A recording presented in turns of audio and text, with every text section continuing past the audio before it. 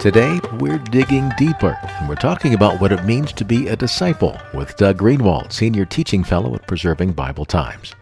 Doug, way back there in the first century, was it a common thing for a person to want to be a disciple? Jim, many first century observant Jews had a great desire, maybe we could even call it a passion, to be a disciple of a rabbi.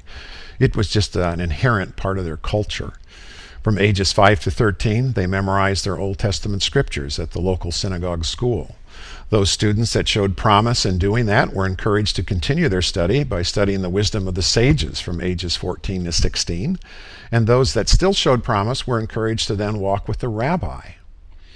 So when your father and you determined who would be the best rabbi for you, and you approached that rabbi and asked if you could be his disciple, if he said, "Follow me," it was the greatest day of your life, something you'd been dreaming about for a very long time.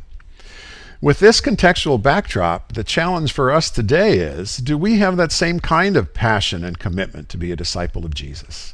If the truth be told, that passion is often conspicuous by its absence. So what to do when we recognize that absence? Well, one of the wisest things I have learned is to pray for the desire to have the desire for something when I sense it is missing. Remember James, you have not because you ask not?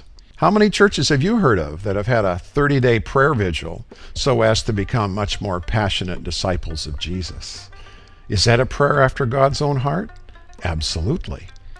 So that's why I think praying for the desire to have that kind of a desire to be a passionate follower of Jesus is really job one for his disciples today. Do you have enough passion to be a disciple of Jesus Christ? Well, maybe it's worth digging deeper for at preservingbibletimes.org. We'll see you next time.